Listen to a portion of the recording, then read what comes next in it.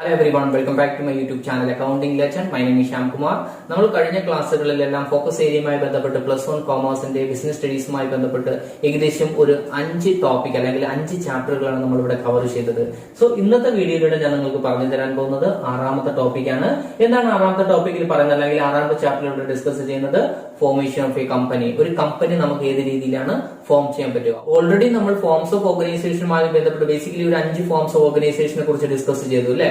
Soul proprietorship, partnership, joint Hindu family business, അതുപോലെ തന്നെ joint stock company, last one cooperative society. ഇതിൽ largest forms of organisation ഏതാണ് ചോദിച്ചു കഴിഞ്ഞാൽ ഫോർമേഷൻ ഒരു കമ്പനിയാണ്, ഒരു ജോയിന്റ് സ്റ്റോക്ക് കമ്പനിയാണ്. ഒരു ജോയിന്റ് സ്റ്റോക്ക് കമ്പനി എന്താണ് ചോദിച്ചു കഴിഞ്ഞാൽ അല്ലെങ്കിൽ അത് ഏത് രീതിയിലാണ് ഫോം ചെയ്യുന്നത് ചോദിച്ചു കഴിഞ്ഞാൽ ഇത് ഡിഫിക്കൽട്ട് ആയിട്ടുള്ള കുറച്ച് പ്രോസസ്സുകൾ ഇൻക്ലൂഡ് ചെയ്തുകൊണ്ടുള്ള ഒരു പ്രോസസ്സിലൂടെ സ്റ്റാർട്ട് ചെയ്യാൻ പറ്റുന്ന ഒരു ഫോംസ് ഓഫ് ഓർഗനൈസേഷൻ ആണ് ഈ കമ്പനി എന്ന് പറയുന്നത്. അപ്പൊ കമ്പനിയുമായി ബന്ധപ്പെട്ട് നമുക്ക് ഇവിടെ പഠിക്കേണ്ടതായിട്ട് വരുന്നത് ഒരു കമ്പനി ഫോം ചെയ്യുമ്പോൾ അറിഞ്ഞിരിക്കേണ്ട കാര്യങ്ങൾ എന്തെല്ലാമാണ്. ബേസിക്കലി ഇവിടെ ഒരു 4 സ്റ്റെപ്സ് ആണ് നമ്മൾ ഫോളോ ചെയ്യുന്നത്. അതിൽ first one promotion, then second one incorporation, third one subscription of capital, and last one commencement of business. ഇങ്ങനെ 4 പോയിന്റിലൂടെയാണ് അല്ലെങ്കിൽ 4 സ്റ്റെപ്സിലൂടെയാണ് ഒരു കമ്പനി നമുക്ക് ഫോം ചെയ്യാൻ പറ്റുക. പക്ഷെ ഇവിടെ ഞാൻ ഡിസ്കസ് ചെയ്യാൻ പോകുന്നത് ഫോക്കസ് ഏരിയയുമായി ബന്ധപ്പെട്ട് നമുക്ക് ഏതെല്ലാം കാര്യങ്ങളാണ് അറിഞ്ഞിരിക്കേണ്ടത് അതുമായി ബന്ധപ്പെട്ട കുറച്ച് പോയിന്റുകൾ മാത്രമാണ് നമ്മൾ ഇവിടെ ഡിസ്കസ് ചെയ്യുന്നത്. അതിൽ ഫസ്റ്റ് വൺ എന്താണ്, പ്രൊമോഷൻ എന്താണ്, അല്ലെങ്കിൽ ഒരു കമ്പനിയുടെ പ്രൊമോഷനുമായി ബന്ധപ്പെട്ട് എന്താണ് പ്രൊമോഷൻ എന്നുകൊണ്ട് മീൻ ചെയ്യുന്നത്, അല്ലെങ്കിൽ ആരാണ് പ്രൊമോട്ടർ, ഇതിനെ കുറിച്ചാണ് ആദ്യം നമുക്കൊന്ന് ഡിസ്കസ് ചെയ്യേണ്ടതായിട്ട് വരിക. ദാറ്റ് ഈസ് പ്രൊമോഷൻ എന്ന് പറയുന്നത് ബേസിക് സ്റ്റെപ്പ് ആണ് അല്ലെങ്കിൽ ഫസ്റ്റ് സ്റ്റെപ്പ് ആണ്. ഒരു കമ്പനി ഫോം ചെയ്യുമ്പോൾ നമ്മൾ അറിഞ്ഞിരിക്കേണ്ട ബേസിക് സ്റ്റെപ്പ്, ഫസ്റ്റ് സ്റ്റെപ്പിനെയാണ് നമ്മൾ പ്രൊമോഷൻ എന്നുകൊണ്ട് മീൻ ചെയ്യുന്നത്. അതായത് ഒരു ക്യാപിറ്റൽ ഇൻവെസ്റ്റ് ചെയ്യുന്നതിന് മുന്നേ തന്നെ ഒരു ക്യാപിറ്റൽ ഇൻവെസ്റ്റ് ചെയ്യാൻ വില്ലിംഗ് ആയിട്ടുള്ള വ്യക്തികളുടെ അല്ലെങ്കിൽ ഏത് രീതിയിലുള്ള ബിസിനസ് സ്ഥാപനം സ്റ്റാർട്ട് ചെയ്യണം, അല്ലെങ്കിൽ സ്റ്റാർട്ട് ചെയ്ത് കഴിഞ്ഞാൽ ഈ ബിസിനസ് ഏത് രീതിയിൽ റൺ ചെയ്ത് മുന്നോട്ട് കൊണ്ടുപോകാം, ഇങ്ങനെ ഇത്തരം കാര്യങ്ങളുള്ള സംശയങ്ങൾ തീർക്കാൻ വേണ്ടി നമ്മളൊരു എക്സ്പേർട്ടിനെ നമ്മൾ കണ്ടെത്തുന്നു. ഈ എക്സ്പേർട്ടിന്റെ അഭിപ്രായങ്ങൾ നമ്മൾ തേടുന്നു. ഈ എക്സ്പേർട്ടിന് അതിനനുസരിച്ചുള്ള അഭിപ്രായങ്ങൾ അല്ലെങ്കിൽ നമ്മുടെ ഒബ്ജക്റ്റ് എന്താണ് അല്ലെങ്കിൽ നമ്മുടെ കൺവീനിയന്റ് എന്താണ് അതനുസരിച്ച് ഏത് രീതിയിലുള്ള ബിസിനസ് ആണ് നിങ്ങൾ സ്റ്റാർട്ട് ചെയ്യേണ്ടത്. അപ്പൊ ബിസിനസ് സ്റ്റാർട്ട് ചെയ്ത് കഴിഞ്ഞാൽ നിങ്ങൾ എന്തെല്ലാം കാര്യങ്ങൾ അറിഞ്ഞിരിക്കണം, ഇതൊക്കെ പറയുന്ന ആ ഒരു പർട്ടിക്കുലർ ഗ്രൂപ്പ് ഓഫ് ആക്ടിവിറ്റിയാണ് നമ്മളിവിടെ പ്രൊമോഷൻ എന്നുകൊണ്ട് മീൻ ചെയ്യുന്നത്. അപ്പൊ ഈ പ്രൊമോഷനുമായി ബന്ധപ്പെട്ട് ഏകദേശം ഒരു സ്ഥാപനമോ അല്ലെങ്കിൽ ഒരു വ്യക്തിയോ എന്തുണ്ട് ഒരു ബിസിനസ് ഏത് തുടങ്ങണം എന്ന് മുൻകൂട്ടി തരാൻ വേണ്ടി ഒരു ഗൈഡൻസ് തരാൻ വേണ്ടി ഒരു വ്യക്തി ഉണ്ടാവും. ഈ വ്യക്തിയാണ് നമ്മൾ സാധാരണ അറിയപ്പെടുന്നത് പ്രൊമോട്ടർ എന്നറിയപ്പെടുന്നത്. അപ്പൊ പ്രൊമോട്ടർ എന്ന് ചോദിച്ചു കഴിഞ്ഞാൽ ഒരു ബിസിനസ് സ്ഥാപനത്തിന്റെ ഓണറോ അല്ലെങ്കിൽ ബിസിനസ് സ്ഥാപനത്തിന്റെ മെമ്പർഷിപ്പ് ഉള്ള എംപ്ലോയിയോ ഒന്നും ആയിരിക്കില്ല, ഒരു എക്സ്റ്റേണൽ പേഴ്സൺ ആയിരിക്കും. ഈ വ്യക്തിയുടെ ഐഡിയയും അല്ലെങ്കിൽ ഈ വ്യക്തിയുടെ ടെക്നിക്കൽ നോളജും അല്ലെങ്കിൽ ഈ വ്യക്തിയുടെ പ്രൊഫഷണൽ നോളജ് എല്ലാം കൂടെ ഇൻക്ലൂഡ് ചെയ്തുകൊണ്ടാണ് നമ്മളൊരു ബിസിനസ് ഏത് രീതിയിൽ സെറ്റ് ചെയ്യണം അല്ലെങ്കിൽ ഏത് രീതിയിലൊക്കെ ബിസിനസ് സെറ്റ് ചെയ്യാം എന്നൊരു മുൻകൂട്ടി ഐഡിയ തരുന്ന ആ ഒരു പ്രോസസ്സിനെയാണ് നമ്മളിവിടെ പ്രൊമോഷൻ എന്നുകൊണ്ട് മീൻ ചെയ്യുന്നത്. അപ്പൊ പ്രൊമോഷനുമായി ബന്ധപ്പെട്ട് വളരെ ഇമ്പോർട്ടന്റ് ആയിട്ടുള്ള കാര്യം എന്ന് പറയുന്നത് ആ പ്രൊമോഷനുമായി ബന്ധപ്പെട്ട് പ്രൊമോട്ടർ എടുക്കുന്ന അല്ലെങ്കിൽ പ്രൊമോട്ടറെ ഫംഗ്ഷൻസ് ഏതെല്ലാമാണെന്ന് നമുക്ക് അറിഞ്ഞിരിക്കണം. ബേസിക്കലി നമുക്ക് ആദ്യം അറിഞ്ഞിരിക്കേണ്ടത് പ്രൊമോഷനുമായി ബന്ധപ്പെട്ട് ഐഡന്റിഫിക്കേഷൻ ഓഫ് ബിസിനസ് ഓപ്പർച്യൂണിറ്റീസ്, ഏത് രീതിയിലുള്ള ബിസിനസ് ആണ് നമുക്ക് ചെയ്യാൻ പറ്റുന്നത് അല്ലെങ്കിൽ ചെയ്യുമ്പോൾ നമ്മൾ മുൻകൂട്ടി അറിഞ്ഞിരിക്കേണ്ട നമ്മുടെ കാപ്പബിലിറ്റി അനുസരിച്ചുള്ള ഏത് ബിസിനസ് ആണ് സ്യൂട്ടബിൾ എന്നുള്ളൊരു ഐഡിയ ആണ്, അല്ലെങ്കിൽ ഏത് രീതിയിലുള്ള ഇപ്പോഴത്തെ ട്രെൻഡ് അനുസരിച്ച് ഏത് ബിസിനസ് ആണ് നമുക്ക് നല്ലത്, ഇതിനെ കുറിച്ചൊക്കെ ഒരു ഐഡിയ ആണ് ആദ്യം നമുക്ക് പ്രൊമോട്ടറുടെ കയ്യിൽ നിന്ന് നേടിയെടുക്കേണ്ടതായിട്ട് വരിക. ഇത് പ്രൊമോട്ടറെ ആദ്യത്തെ ഫംഗ്ഷൻ ആയിട്ട് നമുക്ക് പറയാൻ പറ്റും. സെക്കൻഡ് ഫംഗ്ഷൻ ആയിട്ട് ഇവിടെ പറയുന്നത് ഫീസിബിലിറ്റി സ്റ്റഡിയാണ്. എന്താണ് ഫീസിബിലിറ്റി സ്റ്റഡി? മീൻസ് സ്യൂട്ടബിലിറ്റി എന്നുള്ള മീനിങ് ആണ്. ഏത് രീതിയിൽ ബിസിനസ് ഇവിടെ തുടങ്ങാം, എത്ര ഇൻവെസ്റ്റ്മെന്റ് വേണ്ടി വരും, മാക്സിമം ഇൻവെസ്റ്റ്മെന്റ് എത്രയാണ്, അല്ലെങ്കിൽ ഏത് രീതിയിലുള്ള മാനേജ്മെന്റ് ആയിരിക്കണം, ഇതിനെ കുറിച്ചൊക്കെ ഡീറ്റെയിൽ ആയിട്ട് സ്റ്റഡി നടത്തുന്ന ഒരു പ്രോസസ്സാണ് നമ്മളുടെ ഫീസിബിലിറ്റി സ്റ്റഡി എന്നുകൊണ്ട് മീൻ ചെയ്യുന്നത്. ഇതും മറ്റൊരു ഇമ്പോർട്ടന്റ് ഫംഗ്ഷൻ ആയിട്ട് നമുക്കിവിടെ പറയാൻ പറ്റും. വളരെ വളരെ ഇമ്പോർട്ടന്റ് ആയിട്ടുള്ള അടുത്തൊരു ഫംഗ്ഷൻ ആണ് നെയിം അപ്രൂവൽ. ഒരു കമ്പനിക്ക് പേര് ഇടുന്നത് വളരെ ഇമ്പോർട്ടന്റ് ആയിട്ടുള്ളതാണ്. ആ കമ്പനിയുടെ പേര് ഓൺസ് ഇട്ട് കഴിഞ്ഞാൽ ഒരിക്കലും നമുക്ക് ചേഞ്ച് ചെയ്യാനും പറ്റില്ല. ഇടുന്ന പേരെന്ന് പറയുന്നത് മറ്റൊരു കമ്പനിക്ക് ഉണ്ടാവാനും പാടില്ല. സോ വളരെ ഡിഫിക്കൽട്ട് ആയിട്ടുള്ള ഒരു പ്രോസസ്സാണ് ഒരു പ്രൊമോട്ടർ ഒരു പ്രോസസ്സാണ് ഈ നെയിം അപ്രൂവൽ എന്ന് പറയുന്നത്. ഏത് രീതിയിലാണ് നമുക്കൊരു നെയിം സെലക്ട് ചെയ്യാൻ പറ്റുന്നത്, അല്ലെങ്കിൽ നെയിം സെലക്ട് ചെയ്യുമ്പോൾ നമുക്ക് നോക്കി കാണേണ്ട കുറെ പോയിന്റുകൾ എന്തെല്ലാമാണ്, ഇതിനെക്കുറിച്ചും പ്രൊമോട്ടർ നമുക്ക് ക്ലിയർ ആയിട്ട് നമുക്കൊരു വ്യക്തമായിട്ടുള്ള എഴുതി തരുന്നതായിരിക്കും. അതും മറ്റൊരു ഇമ്പോർട്ടന്റ് ഫംഗ്ഷൻ ആയിട്ട് നമുക്ക് പറയാൻ പറ്റും. പിന്നെ മറ്റൊരു ഇമ്പോർട്ടന്റ് ഫംഗ്ഷൻ എന്ന് പറയുന്നത് പ്രിപ്പയറിംഗ് പ്രിലിമിനറി ഡോക്യുമെന്റ്. ഒരു കമ്പനിയുമായി ബന്ധപ്പെട്ട് കമ്പനി രജിസ്ട്രേഷൻ കമ്പൽസറി ആണ്. നമുക്ക് മുൻ ചാപ്റ്ററുകളിൽ അല്ലെങ്കിൽ ആ ഫോംസ് ഓഫ് ഓർഗനൈസേഷനുമായി ബന്ധപ്പെട്ട് ഡിസ്കസ് ചെയ്യുമ്പോൾ നമ്മൾ പറഞ്ഞിട്ടുള്ളതാണ്. സോ ആ ഒരു രജിസ്ട്രേഷനുമായി ബന്ധപ്പെട്ട് നമ്മൾ ഏതെല്ലാം ഡോക്യുമെന്റുകളാണ് പ്രൊഡ്യൂസ് ചെയ്യേണ്ടത് അല്ലെങ്കിൽ ഏതെല്ലാം ഡോക്യുമെന്റുകളാണ് നമ്മൾ പ്രിപ്പയർ ചെയ്യേണ്ടത്, അതിനെക്കുറിച്ചുള്ള ബേസിക് ഐഡിയ ആര് തന്നെയാണ് നമുക്ക് തരുന്നത് അല്ലെങ്കിൽ ആരിൽ നിന്ന് നമുക്ക് നേടിയെടുക്കേണ്ടതായിട്ട് വരും. ഈ ഒരു പർട്ടിക്കുലർ പ്രൊമോട്ടർ കയ്യിൽ നിന്ന് നമുക്ക് നേടിയെടുക്കേണ്ടതായിട്ട് വരും. ഇനി മറ്റൊന്നെന്ന് പറഞ്ഞാൽ fixing of signatories to the memorandum of association.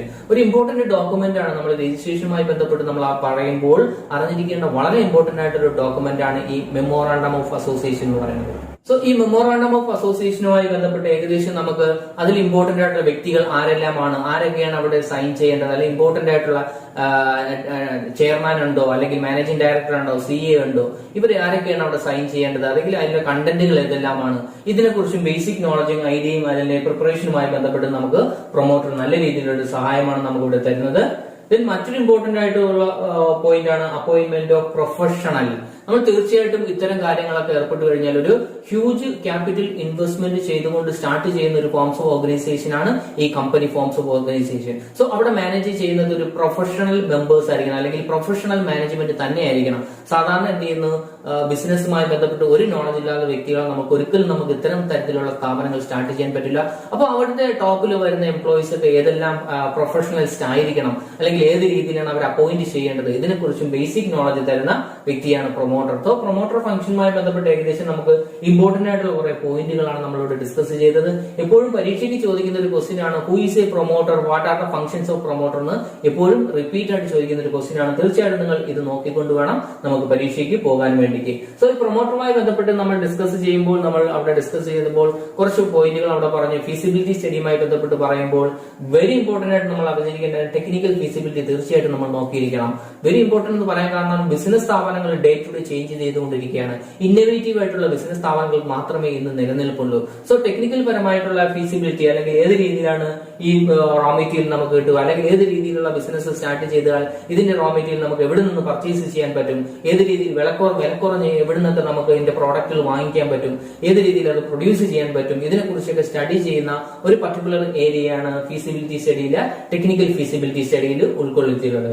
ഈ ടെക്നിക്കൽ ഫീസിബിലിറ്റി സ്റ്റഡിയുമായി ബന്ധപ്പെട്ട് നമ്മൾ നോക്കിക്കാണുമ്പോൾ മറ്റൊരു ഇമ്പോർട്ടന്റ് ഫീസിബിലിറ്റി സ്റ്റഡി ആയിട്ട് പറയാൻ പറ്റുന്നതാണ് ഫിനാൻഷ്യൽ ഫീസിബിലിറ്റി. നമ്മൾ ഓൾറെഡി പറഞ്ഞു പ്രോഡക്റ്റുകൾ അല്ലെങ്കിൽ റോ മെറ്റീരിയൽ വാങ്ങിക്കണം, അല്ലെങ്കിൽ മിഷനറികൾക്ക് വാങ്ങിക്കണം, അല്ലെങ്കിൽ ഇൻഫ്രാസ്ട്രക്ചർ ഏത് രീതിയിൽ സ്ട്രക്ചർ ചെയ്യണം, ഇതിനെക്കുറിച്ചൊക്കെ അറിയുമ്പോൾ ഇതിന്റെ ഇൻവെസ്റ്റ്മെന്റ് എവിടെ നിന്നൊക്കെ നമുക്ക് ഹയർ ചെയ്തെടുക്കാൻ പറ്റും, അല്ലെങ്കിൽ ആരുടെ കയ്യിൽ നിന്ന് നമുക്ക് ഇൻവെസ്റ്റ്മെന്റ് കളക്ട് ചെയ്യേണ്ടതായിട്ട് വരും, അതുമായി ബന്ധപ്പെട്ട സ്റ്റഡി നടത്തണം. ആ സ്റ്റഡി നടത്തി കഴിഞ്ഞാൽ മാത്രമേ തീർച്ചയായിട്ടും നമുക്ക് എന്താണ് ഏത് കാറ്റഗറിയിലുള്ള ഷെയർ ഹോൾഡർ ആയിരിക്കണം ഇത്തരം കമ്പനിയുടെ ഓണറായിട്ട് വരേണ്ടത്, ഇതിനെക്കുറിച്ചൊക്കെ ഡീറ്റെയിൽ ആയിട്ട് സ്റ്റഡി ചെയ്യുന്നതാണ് ഫിനാൻഷ്യൽ ഫീസിബിലിറ്റി എന്നുകൊണ്ട് മീൻ ചെയ്യുന്നത്. ദാറ്റ് ഈസ് നമ്മുടെ ഓതറൈസ്ഡ് ക്യാപിറ്റൽ എത്രയാണ്, സബ്സ്ക്രൈബ്ഡ് ക്യാപിറ്റൽ എത്രയാണ്, അവിടെ കാൾഡ് ക്യാപിറ്റൽ, പെയ്ഡ് ക്യാപിറ്റൽ, ഇതിനെക്കുറിച്ചൊക്കെ ഒരു സ്ട്രക്ചർ ക്രിയേറ്റ് ചെയ്യുകയാണ് ഈ ഫിനാൻഷ്യൽ ഫീസിബിലിറ്റി എന്നുകൊണ്ട് മെയിൻ ചെയ്യുന്നത്. മറ്റൊരു important feasibility means economic feasibility ആണ്. എന്താണ് ഇതിന്റെ ഗ്രോത്ത്, അല്ലെങ്കിൽ ഇതിന്റെ എക്കണോമിക് വർക്ക് ഏത് രീതിയിലായിരിക്കണം, ഇത്രയും ഇൻവെസ്റ്റ് ചെയ്ത് കഴിഞ്ഞാൽ ടേൺ ഓവർ എത്ര ഉണ്ടായിരിക്കണം, നമ്മുടെ ഒരു വർഷത്തെ ടേൺ ഓവർ എത്രയായിരിക്കണം, ഇതിൽ നിന്ന് എത്ര പ്രോഫിറ്റ് നമുക്ക് ഏൺ ചെയ്യാൻ പറ്റും, ഇതിനെക്കുറിച്ചൊരു ബേസിക് സ്റ്റഡി നടത്തുന്നതാണ് എക്കണോമിക്കൽ ഫീസിബിലിറ്റി എന്നുകൊണ്ട് മെയിൻ ചെയ്യുന്നത്. അത് നല്ല രീതിയിലുള്ള പ്രോഫിറ്റ് മാർജിനുള്ള ബിസിനസ് സ്ഥാപനങ്ങൾ മാത്രമേ നമുക്ക് മുന്നോട്ട് കൊണ്ടുപോകാൻ സാധിക്കുകയുള്ളൂ. അതുകൊണ്ട് ആ മുന്നോട്ട് കൊണ്ടുപോകാൻ സാധിക്കുന്ന രീതിയിലുള്ള ബിസിനസ് തന്നെയാണോ എന്നുള്ള സ്റ്റഡി നടത്തുന്നതിനാണ് നമ്മുടെ എക്കണോമിക്കൽ ഫീസിബിലിറ്റി എന്നുകൊണ്ട് മീൻ ചെയ്യുന്നത്. പിന്നെ മറ്റൊരു ഇമ്പോർട്ടന്റ് പോയിന്റ് ഇവിടെ പറയുന്നത് നയം അപ്രൂവൽ ആണ്. നയം അപ്രൂവൽ നമ്മൾ ഓൾറെഡി പറഞ്ഞു കഴിഞ്ഞതാണ്. എന്താണ് ഒരു ബിസിനസ് സ്ഥാപനത്തിന് പേര് രജിസ്റ്റർ ചെയ്യുമ്പോൾ നോക്കി കാണേണ്ട കുറെ ഇമ്പോർട്ടന്റ് രജിസ്ട്രേഷൻ പാർട്ടുകളുണ്ട്. ഇത് ക്ലിയർ ആയിട്ട് നമുക്ക് മനസ്സിലാക്കിക്കൊണ്ട് മാത്രമേ എന്ത് ചെയ്യാൻ പറ്റുകയുള്ളൂ, ഒരു കമ്പനിക്ക് പേര് കൊടുക്കാൻ പറ്റുകയുള്ളൂ. ഈ പേര് കൊടുക്കുമ്പോൾ നമ്മൾ എന്താണ് അതിന്റെ പ്രൈവറ്റ് ലിമിറ്റഡ് ആണോ പബ്ലിക് ലിമിറ്റഡ് ആണോ ഇതെല്ലാം നമ്മൾ വ്യക്തമായി നോക്കി അതിന് അതിൻ്റെതായ ഫോർമാറ്റിൽ മാത്രമേ നമുക്ക് ഈ നയം നമുക്ക് കൊടുക്കാൻ പറ്റുകയുള്ളൂ. അതുമായി ബന്ധപ്പെട്ട് നമ്മൾ തീർച്ചയായിട്ടും നല്ലൊരു സ്റ്റഡി നടത്തണം. Then fixing and signatory in the memorandum of association. നമ്മൾ നേരത്തെ പറഞ്ഞതാണ്, ഒരു പ്രൊമോട്ടർ പറഞ്ഞു തരും ആരൊക്കെയാണ് മെമ്മോറാണ്ടം അസോസിയേഷനിൽ സൈൻ ചെയ്യാനുള്ള, അല്ലെങ്കിൽ അവർ സൈനിങ് റൈറ്റ് ഉള്ള ആരൊക്കെയാണ്, അവരെ നമ്മൾ സെലക്ട് ചെയ്ത് കഴിഞ്ഞാൽ ഏതൊക്കെ പൊസിഷൻ അവർക്ക് കൊടുക്കേണ്ടത്, അതുമായി ബന്ധപ്പെട്ട് നമുക്ക് അവരുടെ ഡെസിഗ്നേഷൻ എന്താണ്, ഇതിനെക്കുറിച്ചൊക്കെ ഡീറ്റെയിൽ ആയിട്ട് നമ്മൾ ചെയ്തിരിക്കണം, ഒരു സ്റ്റഡി നടത്തിയിരിക്കണം. അതിൽ നമ്മൾ ഫിക്സ് ചെയ്തിരിക്കണം ആരൊക്കെയാണ് ഇവിടെ സൈൻ ചെയ്യേണ്ടത്, വേണ്ടത്, ഇതെല്ലാം നമ്മൾ ഫിക്സ് ചെയ്തിരിക്കണം. ഇതും മറ്റൊരു ഇമ്പോർട്ടന്റ് കുറച്ച് ഏരിയയാണ് ഒരു ഫോർമേഷൻ ഓഫ് എ കമ്പനിയുമായി ബന്ധപ്പെട്ട് പറയുമ്പോൾ നമ്മൾ അറിഞ്ഞിരിക്കേണ്ടത്. സോ നമ്മളിവിടെ ലാസ്റ്റ് പോയിന്റ് ആയിട്ട് ഡിസ്കസ് ചെയ്ത മെമ്മോറാണ്ടം ഓഫ് അസോസിയേഷൻ ആണ് വെരി ഇമ്പോർട്ടന്റ് ഡോക്യുമെന്റ് എന്നൊക്കെ നമ്മൾ പറയാറുണ്ട്. ഒരു കമ്പനി ഫോംസ് ഓഫ് ഓർഗനൈസേഷനുമായി ബന്ധപ്പെട്ട് വളരെ ഇമ്പോർട്ടന്റ് ആയിട്ടുള്ള വൈറ്റൽ ആയിട്ടുള്ള ഡോക്യുമെന്റ് ആണ് ഈ മെമ്മോറാണ്ടം ഓഫ് അസോസിയേഷൻ എന്ന് പറയുന്നത്. സോ എന്താണ് മെമ്മോറാണ്ടം ഓഫ് അസോസിയേഷൻ, അതിന്റെ ക്ലോസസ് ഏതെല്ലാമാണെന്നാണ് നമുക്ക് ഇനി അടുത്ത് നോക്കി കാണേണ്ടത്.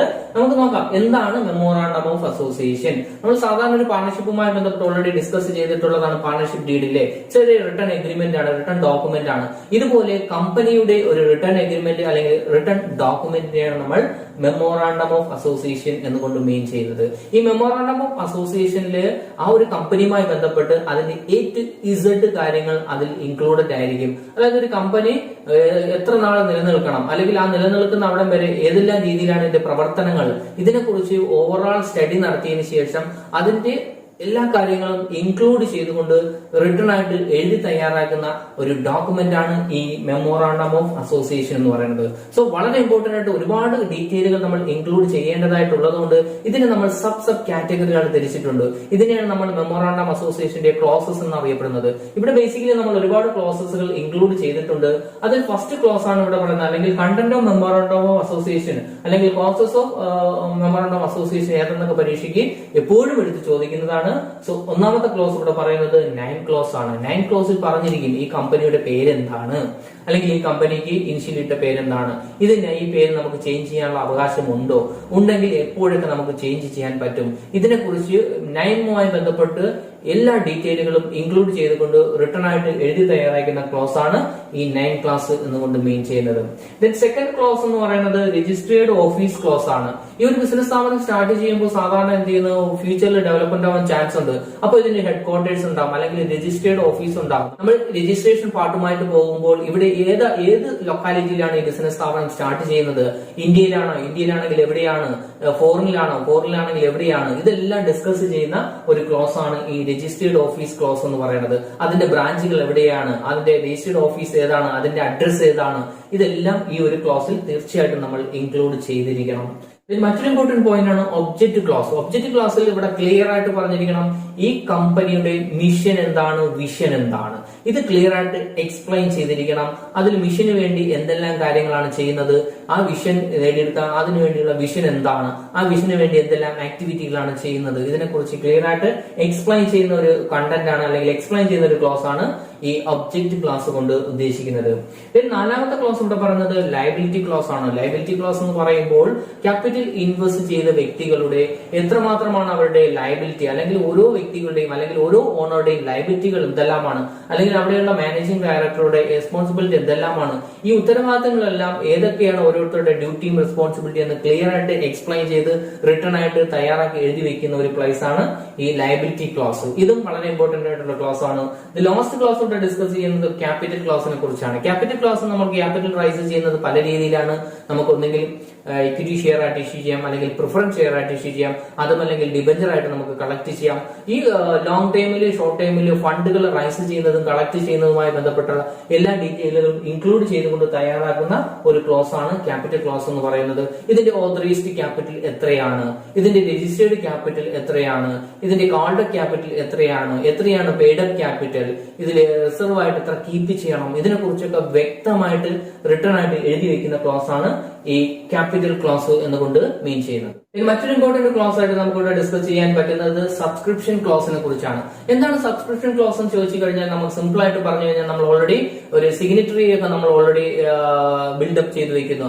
ആരൊക്കെയാണ് ഈ ഡോക്യുമെന്റിൽ സൈൻ ചെയ്യേണ്ടത്, ഉത്തരവാദിത്തപ്പെട്ട ആരെല്ലാമാണ്, മാനേജിംഗ് ഡയറക്ടറുടെ റെസ്പോൺസിബിലിറ്റി എന്താണ്, ഇവർ എവിടെയൊക്കെയാണ് സൈൻ ചെയ്യേണ്ടത്, ഏതൊക്കെ ഡോക്യുമെന്റുകളാണ് ഇവർ സൈൻ ചെയ്യാതെ വാലിഡ് ആയിട്ട് വരിക, ഇതിനെ കുറിച്ചൊക്കെ എക്സ്പ്ലെയിൻ ചെയ്യുന്ന ഒരു ക്ലോസ് ആണ് സബ്സ്ക്രിപ്ഷൻ ക്ലോസിൽ മീൻ ചെയ്യുന്നത്. ഇങ്ങനെ ബേസിക്കലി ഒരു 6 ക്ലാസിനെ കുറിച്ചാണ് മെമ്മോറാണ്ടം ഓഫ് അസോസിയേഷനുമായി ബന്ധപ്പെട്ട് നമ്മൾ അറിഞ്ഞിരിക്കേണ്ടത്. വളരെ ഇമ്പോർട്ടന്റ് ആയിട്ടാണ് പരീക്ഷ വ്യൂ പോയിന്റിലും അതുപോലെ തന്നെ പ്രാക്ടിക്കൽ സെൻസിലും വളരെ ഇമ്പോർട്ടന്റ് ആയിട്ടുള്ള കുറച്ച് പോയിന്റുകളാണ് ഞാനിപ്പോ ഇവിടെ പറഞ്ഞത്.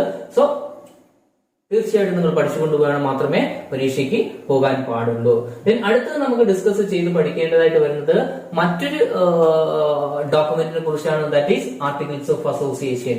മെമ്മോറാണ്ടം ഓഫ് അസോസിയേഷൻ എന്ന് പറഞ്ഞു കഴിഞ്ഞാൽ ഇതിന് ബേസിക് ഒരു മെയിൻ ഡോക്യുമെന്റ് ആണെന്നുണ്ടെങ്കിൽ, അല്ലെങ്കിൽ മെയിൻ റിട്ടേൺ ഡോക്യുമെന്റ് ആണെന്നുണ്ടെങ്കിൽ ആ ഇന്റേണൽ പാർട്ടുമായി ബന്ധപ്പെട്ട്, അതായത് ഓർഗനൈസേഷൻ വിത്തിൻ ദ ഓർഗനൈസേഷനിൽ ഏതെല്ലാം രീതിയിലാണ് ഡ്യൂട്ടിയും റെസ്പോൺസിബിലിറ്റിയും ഫിക്സ് ചെയ്യുന്നത്, അല്ലെങ്കിൽ ഓരോ ഇന്റേണൽ രീതിയിലുള്ള മാനേജർ എന്ത് ചെയ്യണം, അല്ലെങ്കിൽ എംപ്ലോയി എന്ത് ചെയ്യണം, അവരുടെ ഓരോ ഡ്യൂട്ടിയും റെസ്പോൺസിബിലിറ്റിയും ക്ലിയർ ആയിട്ട് റിട്ടേൺ ചെയ്യുകയും അത് കാലാകാലങ്ങളായി അതിന്റെ അമെന്റ്മെന്റ് നടത്തി വേരിയേഷൻ വരുത്തിക്കൊണ്ട് മുന്നോട്ട് പോകാൻ വേണ്ടി പ്രിപ്പയർ ചെയ്ത് വെച്ചിരിക്കുന്ന ഒരു റിട്ടേൺ ഡോക്യുമെന്റിനെയാണ് നമ്മളിവിടെ ആർട്ടിക്കിൾസ് ഓഫ് അസോസിയേഷൻ എന്ന് പറയുന്നത്.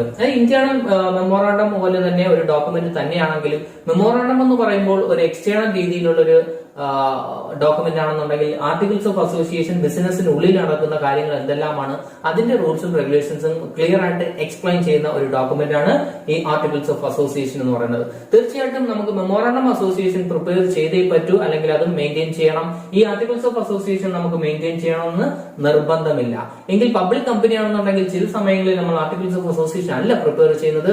ആർട്ടിക്കിൾസ് ഓഫ് അസോസിയേഷൻ ബദലായിട്ട് നമ്മളൊരു ഡോക്യുമെന്റ് പ്രിപ്പയർ ചെയ്യും. അതിന് നമ്മൾ ടെക്നിക്കലി അറിയപ്പെടുന്നത് ടേബിൾ എ എന്നാണ് അറിയപ്പെടുന്നത്. സോ പ്രൈവറ്റ് കമ്പനി ആണെന്നുണ്ടെങ്കിൽ മെമ്മോറാണ്ടം അസോസിയേഷൻ പ്രിപ്പയർ ചെയ്യുന്നുണ്ടെങ്കിൽ, പബ്ലിക് കമ്പനി ആണെന്നുണ്ടെങ്കിൽ ഒന്നുകിൽ മെമ്മോറാണ്ടം ഓഫ് അസോസിയേഷൻ അല്ലെങ്കിൽ അതിന് പകരം പ്രിപ്പയർ ചെയ്യുന്ന ഒരു ഡോക്യുമെന്റ് ആണ് ടേബിൾ എ എന്നൊക്കെ അറിയപ്പെടാറുണ്ട്. ഈ ടേബിൾ എ മാത്രമല്ല, അവിടെ നമുക്ക് പല രീതിയിലുള്ള ടേബിളുകൾ നമുക്ക് കാണാൻ സാധിക്കും. ടേബിൾ എഫ് ഉണ്ട്, ടേബിൾ ജി ഉണ്ട്. അതെല്ലാം അതിന്റേതായ രീതിയിലുള്ള കുറെ കണ്ടന്റുകൾ ഇൻക്ലൂഡ് ചെയ്തുകൊണ്ടായിരിക്കും റിട്ടേൺ ആയിട്ട് തയ്യാറാക്കി വെക്കുന്നത്. ദെൻ ലാസ്റ്റ് പോയിന്റ്, അതായത് ഒരു കമ്പനിയുമായി ബന്ധപ്പെട്ട് പറയുമ്പോൾ നമ്മൾ അറിഞ്ഞിരിക്കേണ്ട മറ്റൊരു ഇമ്പോർട്ടന്റ് ഡോക്യുമെന്റ് ആണ് പ്രോസ്പെക്ടേഴ്സ്. എന്താണ് പ്രോസ്പെക്ടേഴ്സ് എന്ന് ചോദിച്ചു കഴിഞ്ഞാൽ നമ്മളൊരു ഓവറോൾ പിക്ചർ, ആ കമ്പനിയുമായി ബന്ധപ്പെട്ട് ഓവറോൾ പിക്ചർ തരുന്ന ഒരു ഡോക്യുമെന്റ് ആണ് ഈ പ്രോസ്പെക്ടേഴ്സ് എന്ന് മെയിൻ ചെയ്യുന്നത്. നമ്മളിപ്പോ ഒരു സ്കൂളുമായി ബന്ധപ്പെട്ട് പോകുമ്പോൾ ആ സ്കൂളിൽ എന്തെല്ലാം ഫെസിലിറ്റികളുണ്ട്, ഏതെല്ലാമാണ് ആ ടീച്ചേഴ്സ്, അല്ല മെയിൻ പ്രിൻസിപ്പൾ ആരാണ്, ഇങ്ങനെ വ്യക്തമായിട്ട് റിട്ടേൺ ആയിട്ട് തയ്യാറാക്കി വെക്കുന്ന ഒരു ബുക്ക്ലെറ്റ് ഉണ്ടാവും. ഈ ബുക്ക്ലെറ്റിനെയാണ് നമ്മൾ അവിടെ പ്രോസ്പെക്ടേഴ്സ് എന്നുകൊണ്ട് മെയിൻ ചെയ്യുന്നത്. അതുപോലെ ഒരു കമ്പനിക്ക് എന്തുണ്ട്, കമ്പനിയുമായി ബന്ധപ്പെട്ട് മൊത്തത്തിൽ ആ കമ്പനിയുടെ എന്തെല്ലാം ഫെസിലിറ്റികളാണ്, നിങ്ങൾ ഇവിടെ ഇൻവെസ്റ്റ് ചെയ്ത് കഴിഞ്ഞാൽ എന്തെല്ലാം രീതിയാണ്, നിങ്ങൾ ഇവിടെ പ്രോഡക്റ്റ് വാങ്ങിച്ചു കഴിഞ്ഞാൽ നിങ്ങൾക്ക് കിട്ടുന്ന സർവീസുകൾ എന്തെല്ലാമാണ്, ഇങ്ങനെ ഒട്ടുമിക്ക കാര്യങ്ങളും ഇൻക്ലൂഡ് ചെയ്തുകൊണ്ട് ഒരു ബുക്ക്ലെറ്റ് തയ്യാറാക്കി കഴിഞ്ഞാൽ ഇതിനെയാണ് നമ്മൾ പ്രോസ്പെക്ടേഴ്സ് എന്ന് പറയുന്നത്. രജിസ്ട്രേഷനുമായി ബന്ധപ്പെട്ട് അല്ലെങ്കിൽ എന്താണ് സ്റ്റോക്ക് എക്സ്ചേഞ്ചുമായി ബന്ധപ്പെട്ട് ക്യാപിറ്റൽ റൈസ് ചെയ്യുമ്പോൾ നമ്മൾ തീർച്ചയായിട്ടും അവിടെ കൊടുക്കേണ്ട ഒരു ഇമ്പോർട്ടന്റ് ഡോക്യുമെന്റ് ആണ് അവിടുത്തെ നമ്മുടെ കമ്പനിയുടെ പ്രോസ്പെക്ടേഴ്സ്. തീർച്ചയായിട്ടും അവിടെ കൊടുത്തിരിക്കണം. ഇങ്ങനെ ബേസിക്കലി നമ്മൾ എന്ത് ചെയ്യുന്നു, ഒരു കമ്പനി ഫോർമേഷനുമായി ബന്ധപ്പെട്ട് ഒരു 4 പോയിന്റ് ആണ് ഇവിടെ ഡിസ്കസ് ചെയ്യുന്നത്. ഈ 4 പോയിന്റിൽ കുറച്ച് ഇമ്പോർട്ടന്റ് ആയിട്ടുള്ള ഫോക്കസ് ഏരിയയുമായി ബന്ധപ്പെട്ടുള്ള കുറച്ച് പോയിന്റുകൾ മാത്രമാണ് ഇവിടെ ഡിസ്കസ് ചെയ്തത്. സോ നമ്മൾ ബേസിക്കലി ഒരു 3 ഡോക്യുമെന്റുകളെ കുറിച്ചാണ് ഇവിടെ ഡിസ്കസ് ചെയ്തത്. Number 1 memorandum of association, then number 2 articles of association, and last 1 prospectus. So പരീക്ഷയ്ക്ക് മറ്റൊരു ഏരിയയിൽ നിന്ന് ചോദിക്കുന്ന ഒരു ക്വസ്റ്റ്യൻ എന്ന് പറയുന്നത് difference between memorandum of association and articles of association. നമ്മൾ ഈ ഒരു ടേബിളിൽ പറഞ്ഞ, അല്ലെങ്കിൽ നമ്മൾ നേരത്തെ പറഞ്ഞ കുറച്ച് മീനിങ്ങുകൾ അറിയാനുണ്ടെങ്കിൽ തീർച്ചയായിട്ടും അത്തരം ക്വസ്റ്റ്യൻസ് ചോദിച്ചു കഴിഞ്ഞാൽ നമുക്ക് ആൻസർ ചെയ്യാം. എങ്കിൽ കൂടി നിങ്ങൾക്ക് ഒരു ക്ലാരിറ്റി വേണ്ടി ഞാനൊരു 2 കോളമായിട്ട് ഇവിടെ പ്രൊവൈഡ് ചെയ്തിട്ടുണ്ട്. എന്താണ് മെമ്മോറാണ്ടം ഓഫ് അസോസിയേഷൻ, എന്താണ് ആർട്ടിക്കിൾസ് ഓഫ് അസോസിയേഷൻ, ഏകദേശം ഞാനൊരു 3-5 പോയിന്റ് ആണ് ഞാൻ ഇവിടെ ഇൻക്ലൂഡ് ചെയ്തിട്ടുള്ളത്. ഏത് രീതി, അതിന്റെ ഒബ്ജക്ട് എന്താണ്, അതിന്റെ പൊസിഷൻ എന്താണ്, അതിന്റെ റിലേഷൻഷിപ്പ് എന്താണ്, അതിന്റെ വാലിഡിറ്റി എന്താണ്, നെസസിറ്റി ആണോ, ഇതിനെ കുറിച്ചാണ് ഡിസ്കസ് ചെയ്യുന്നത്. ഒന്ന് ഓടിച്ചെന്ന് ഞാൻ പറഞ്ഞു തരാം. ദാറ്റ് ഈസ് ഒബ്ജക്റ്റീവ് ക്ലാസ്സിൽ പറഞ്ഞിരിക്കുന്നത് മെമ്മോറാണ്ടം ഓഫ് അസോസിയേഷൻ എന്ന് പറഞ്ഞ കമ്പനി ഏത് രീതി ഫോം ചെയ്യണം അതിനെ കുറിച്ചുള്ള ഡീറ്റെയിലുകൾ ആണെന്നുണ്ടെങ്കിൽ ആർട്ടിക്കിൾസ് ഓഫ് അസോസിയേഷൻ പറയുന്നത് ഇന്റേണൽ റൂൾസിനെ കുറിച്ചായിരിക്കും അവിടെ കൂടുതലും ഡിസ്കസ് ചെയ്യുന്നത്. ഇതിൽ പൊസിഷനുമായി ബന്ധപ്പെട്ട് പറയുകയാണെങ്കിൽ ഇതൊരു മെയിൻ ഡോക്യുമെന്റ് ആണ്. മെമ്മോറാണ്ടം ഓഫ് അസോസിയേഷൻ എന്ന് പറയുന്നത് ഒരു കമ്പനിയുമായി ബന്ധപ്പെട്ട് ഒരു മെയിൻ ഡോക്യുമെന്റ് ആണെന്ന് പറയാം. നമ്മുടെ ഇതൊരു ആർട്ടിക്കിൾസ് ഓഫ് അസോസിയേഷൻ ഒരു സബ്സിഡിയറി ഡോക്യുമെന്റ് ആയിട്ടാണ് നമുക്ക് പറയാൻ പറ്റുന്നത്. അത്ര ഇമ്പോർട്ടന്റ് അല്ല. ഇതൊരു മെയിൻ ഡോക്യുമെന്റ് ആണെങ്കിൽ ഇതൊരു സബ് ആയിട്ട് നമുക്ക് കാണാൻ സാധിക്കുന്നതാണ്. റിലേഷൻഷിപ്പുമായി ബന്ധപ്പെട്ട് പറയുകയാണെന്നുണ്ടെങ്കിൽ ഈ മെമ്മോറാണ്ടം അസോസിയേഷൻ ക്ലിയർ ആയിട്ട് എക്സ്പ്ലെയിൻ ചെയ്യുന്നത് ബിസിനസ് സ്ഥാപനവും ഔട്ട്സൈഡ് പേഴ്സണുമായിട്ടുള്ള റിലേഷൻഷിപ്പുകൾ കാര്യങ്ങളായിരിക്കും അവിടെ കൂടുതലായിട്ടും എക്സ്പ്ലെയിൻ ചെയ്യുന്നത്. എന്നാൽ ആർട്ടിക്കിൾസ് ഓഫ് അസോസിയേഷൻ ആണെന്നെങ്കിൽ ഇന്റേണൽ മാനേജ്മെന്റ് ഡിസിഷനും അല്ലെങ്കിൽ മാനേജ്മെന്റ് റൂൾസും റെഗുലേഷൻസും ആയിരിക്കും അവിടെ കൂടുതലായിട്ടും എക്സ്പ്ലെയിൻ ചെയ്യുന്നത് നമുക്ക് കാണാൻ സാധിക്കുന്നതാണ്. വാലിഡിറ്റിയുമായി ബന്ധപ്പെട്ട് ഡിസ്കസ് ചെയ്യുകയാണെന്നുണ്ടെങ്കിൽ മെമ്മോറാണ്ടം അസോസിയേഷൻ എന്താണോ പറയുന്നത് അവിടെ ബൈല എന്നാണ് നമ്മൾ അറിയപ്പെടുന്നത്. അതിനകത്ത് എന്താണോ പറയുന്നത് അത് ആ രീതിയിൽ മാത്രമേ ഒരു ബിസിനസ് സ്ഥാപനം അല്ലെങ്കിൽ ആ ഒരു ബിസിനസ് സ്ഥാപനം മുന്നോട്ട് പോകാൻ സാധിക്കുകയുള്ളൂ, അല്ലെങ്കിൽ ആ രീതിയിൽ മാത്രമേ പോകാവൂ എന്നാണ് അവിടെ പറയുന്നത്.